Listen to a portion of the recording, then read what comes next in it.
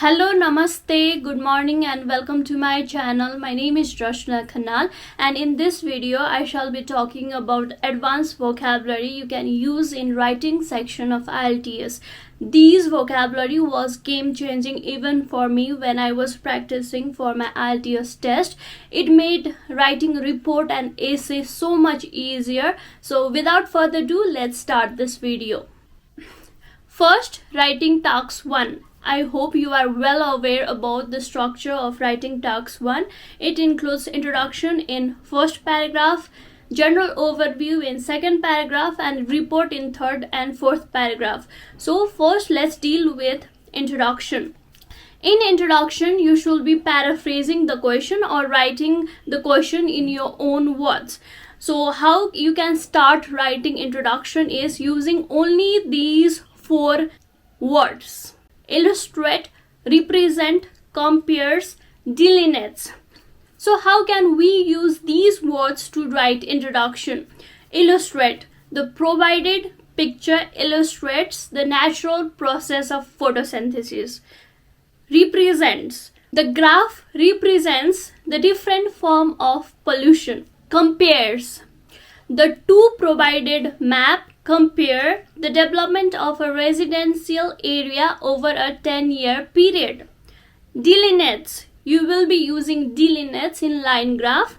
The shown line graph delineates the proportion of male and female employees in 3 different sectors in Australia between 2010 and 2015. So one thing you should be very careful while using these words is subject-verb agreement. So if there is singular subject, use singular verb. The provided picture represents. The two map compare, not compares. You should be using plural verb. Compare to 2 maps, which is a plural. 2 maps, plural, compares, plural verb. I think I made myself clear here. Now let's move on to general overview. You should be writing general overview in the second paragraph of writing report, where you should not be including any data or numbers. So how you will be writing general overview is using these 4 words: in general, overall, as is observed, at first glance. You can use any of these 4 words to write general overview, not all in one general overview. So in general, the employment opportunities has increased till 1970 and has dropped downwards from then on. Overall, the leisure hours enjoyed by males regardless of their employment status was much higher than that of women. As is observed, the figures for imprisonment in 5 mentioned countries show no overall pattern of increase or decrease, rather they show a considerable fluctuation from country to country. And you can also use at first glance. It is clear that a higher percentage of native university pupils violated regulation and rules than did foreign students. So you can make up this mind that I will be using these terms in my journal overview while writing a report. Now let's move on to cardinal direction. If you get map in your test, then you will be using these directions to describe the map. The terms are to the south of, to the northeast of, in the southwest of, to the southwest of. So when you are using to the southwest and in the southwest of is different. For example, the forest to the southwest of the river was completely cut down. A forest which was the southwest of river, while the houses in the southwest of the town, inside the town, were demolished to make space for the new car park. So remember these things while writing the report. For example, if there is a trekking trail, old road or railway line crossing the map, then you can use these type of sentence. The old road running from north to south was replaced by a brand new motorway. Now let's move on to buildings. If you see buildings being demolished, knocked down, flattened, replaced, renovated, constructed, reconstructed, built, developed to, expanded and modernized in the map, you will be using these kind of terms, right? Don't use build or constructed every single time. Use specific vocabulary in specific scenario. Okay, I will give you example. Demolished. The industrial estate was demolished and developed into a sports ground by the local community. Knocked down. The shop were knocked down and replaced with skyscraper. Flattened. The factory in the city center was flattened and relocated to the north of the city. Replaced with. The old warehouse were replaced with new hotels. Now let's move on to trees and forest. If in the map you got to see trees and forest, you should be writing these terms: cleared, cut down, chopped down, removed and planted. So how you can use these terms to make a sentence is cleared. The trees were cleared to make way for a new residential area. Cut down. The forest was cut down and made space for shopping center. Chopped down. The forest was entirely chopped down to make way for a new highway. Removed. Some of the trees were removed to build a new playground. Planted. A new forest was planted west of the factory. And if you get roads, bridges and railway lines in your map, you can use terms such as constructed, built, extended, expanded and removed. Now if there is leisure facilities opened such as cafe, shops, then you can write opened, set up, developed. Opened. A brand new sports center opened just north of the school. Set up. A brand new skate park was set up close to the swimming pool. Developed. A playground was developed next to the school. These are the terms you should be using while describing a map, but 90% of the time you will be getting a data to write a report in writing task 1. So you should know how to describe a data in various ways. For example, in data there is 25%, then most students what they do write 25% in their report as well. But there is various way in which you can write 25%, such as a quarter. Exactly a quarter of the women works in a call center. If there is 24%, then you can write almost a quarter of total population is in between 25 and 30 years old. And if it's 26%, you can write roughly one quarter. If it's 27%, you can write just over a quarter. If in the data you saw 25% and you are 100% sure that it's 25%, then only write exactly a quarter of. Otherwise write almost. If you think it's around 25%, then write around 25%, around a quarter of population. In that way you can write. These things goes to other numbers as well. For example, 66% is 2/3 of. If you get 65%, you can write about 2/3 of. 20% is a fifth of. If you get 21%, you can write about a fifth of. 50% is a half. If you get 49%, then you can write just under a half of. In that way you can write all the other numbers. And if you get numbers such as 1043, you can write over 1,000. There is no need to write 1043 number of people are doing this or that. You can write over 1,000 population are involved in education. 9, then fewer than 10. And if you get numbers in billions, then you can write over 1.2 billion. In this way you can write report in interesting way, not just bluntly writing the numbers. Okay, now we are here in synonyms.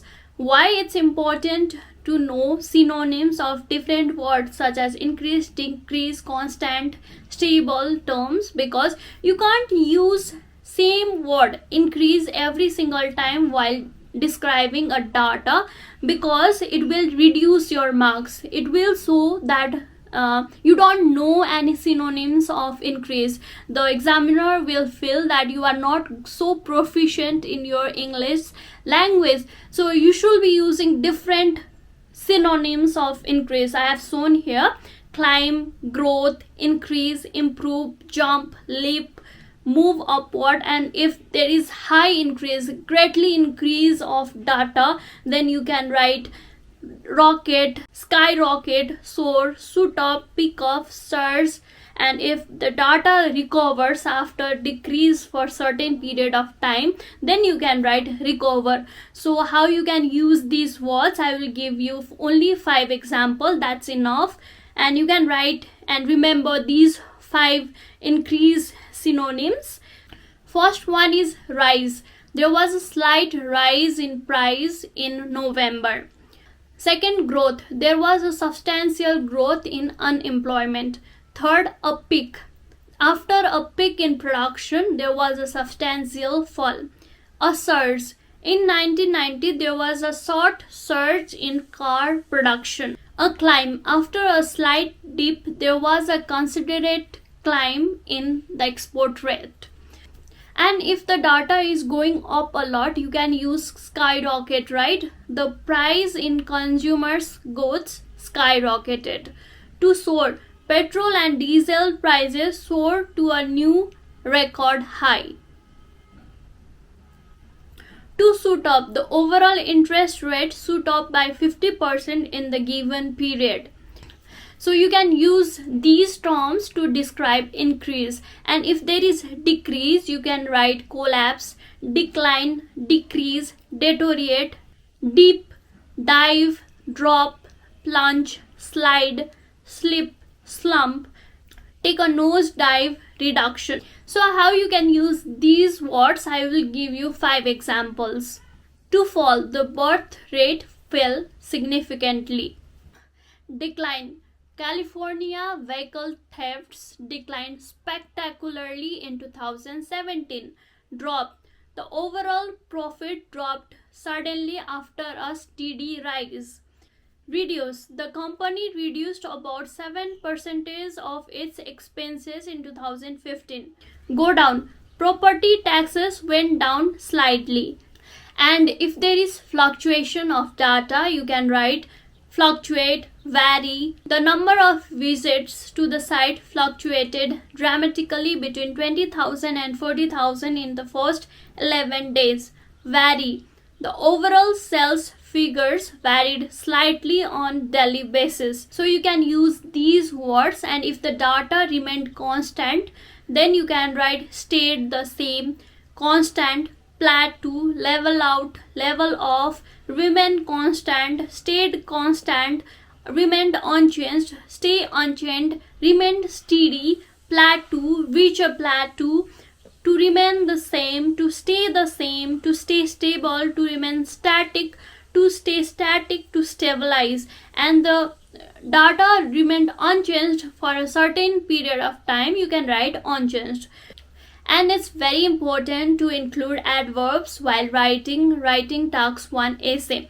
Adverbs such as approximately, dramatically, slowly, steadily, sharply, markedly, gradually, significantly, abruptly, roughly, dramatically, spectacularly. You can use these adverbs to make your writing task 1 more interesting. For example, the price decreased gradually. The population fell slowly.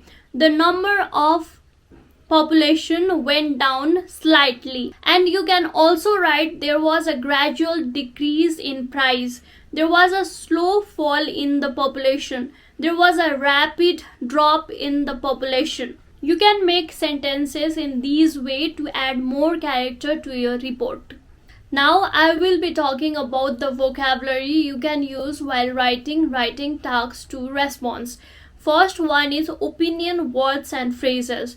You can get an essay question in which you should be writing your opinion. So you can use these terms to write your opinion. I think, I feel, I believe that. Personally, I feel that. As far as I am concerned. From my point of view. For example, from my point of view, eating carrot is good for our eyes. Now, addition words and phrases. While writing essay, you have to add information, right? You can do so by using these terms. Moreover, furthermore, in addition, additionally, likewise, on top of that. For example, in addition to bachelor in nursing, I have a bachelor in astrology. So in this way, you can add words which will improve cohesion and coherence of your essay. Another is comparison of words and phrases. If you have to compare one information with another and provide a contrasting information, you should be using these terms. However, in contrast, by comparison, meanwhile, on the other hand. For example, in contrast to fast food, home cooked foods are much healthier and nutritious. So in this way, you can add information and compare them using these terms. Now let's move on to conditional words and phrases. If, unless, on the condition that, provided that, as long as, supposing that, otherwise. So you can use these terms and write a conditional sentences. So you have to use different type of sentences while writing essay. It will show your proficiency in writing.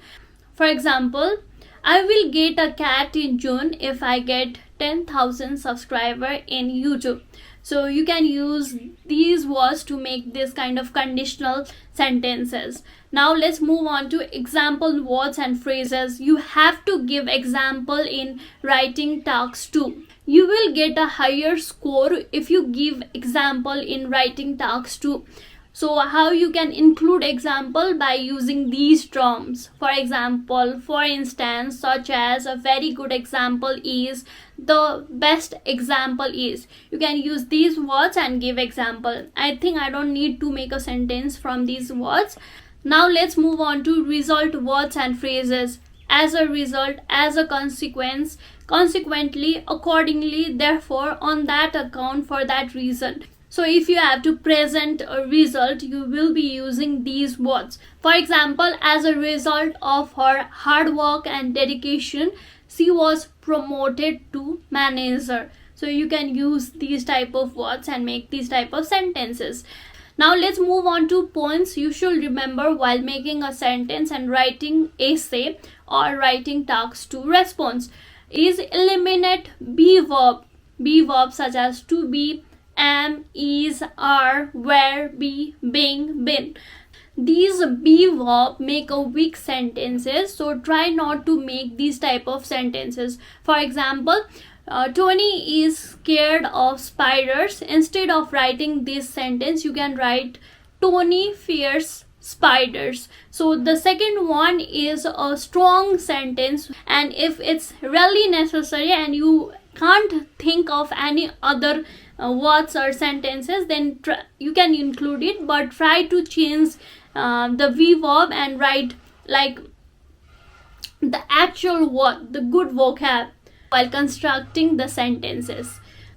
Another important point is using linking words. Linking words such as because, before, since, while, although, after, although.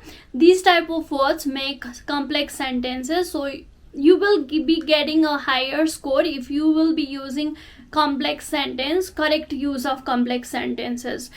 So there are 4 type of sentences: simple sentence, complex sentence, compound sentence, complex compound sentences. Simple sentence, she loves reading. Simple, right?